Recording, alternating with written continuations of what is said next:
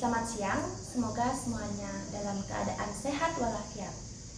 Perkenalkan, nama saya Niputu Mertas Danasih, nomor absen 33 dari kelas 12 MIPA 6. Pada kesempatan kali ini, saya akan menyampaikan unsur-unsur intrinsik yang terdapat di dalam novel Ronggeng Dukuh Paru.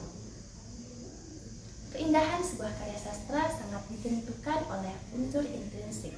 Unsur intrinsik adalah unsur yang terdapat di dalam sebuah karya sastra itu sendiri. Adapun unsur-unsur intrinsik yang terdapat di dalam novel Ronggeng Dukuh Paru. Yang pertama, tema. Tema adalah inti permasalahan.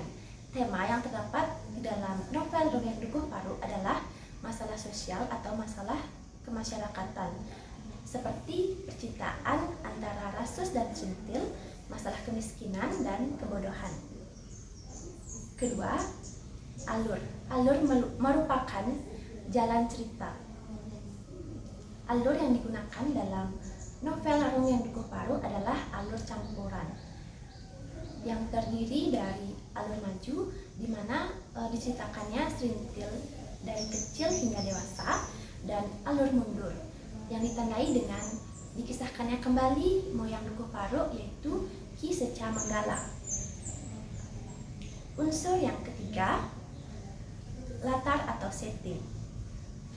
Latar novel Ronggeng Dukuh Paru adalah Dukuh Paru. Dukuh Paru adalah sebuah pedukuhan yang sepi, terpencil, dan jauh dari keramaian. Latar waktu yang diangkat dalam novel tersebut adalah tahun 1960-an, di mana saat itu keadaannya penuh dengan gejolak politik. Yang keempat, tokoh atau penokohan. Tokoh yang terlibat di dalam novel Ronggeng Dukuh Paru diantaranya yang pertama, Rasus. Rasus adalah teman masa kecil Srintil. Ia adalah seorang pemuda yang lugu, polos, penyayang, pemberani, dan teguh akan pendirian. Rasus mencintai Srintil, akan tetapi ia tak kuasa melihat Srintil yang menjadi penari ronggeng. Sehingga ia pun memutuskan untuk pindah dari Dukuh Paru ke Dauhan. Akhirnya ia pun diangkat menjadi seorang tentara berkat kegigihan dan kejujurannya. Tokoh yang kedua, Srintil. Srintil adalah perempuan dewasa yang memiliki watak penyayang dan agresif. Awalnya Srintil miskin, tetapi akibat keputusannya yang menjadi penari ronggeng dengan mengorbankan keperawanannya, ia pun menjadi kaya raya. Unsur intrinsik yang kelima, gaya bahasa atau majas. Gaya bahasa yang digunakan dalam Ronggeng Dukuh Paru diantaranya yang pertama, gaya bahasa personifikasi. Gaya bahasa personifikasi adalah gaya bahasa yang mengandaikan benda mati memiliki sifat menyerupai manusia. Contohnya pada kalimat, adat Dukuh Paru mengajarkan kerjasama antara ketiga anak laki-laki itu harus berhenti di sini. Gaya bahasa yang kedua, gaya bahasa hiperbolisme.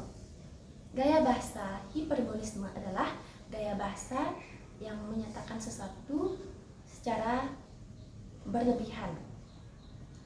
Contohnya pada kalimat, ditolaknya bumi itu dengan hentakan kaki sekuat mungkin.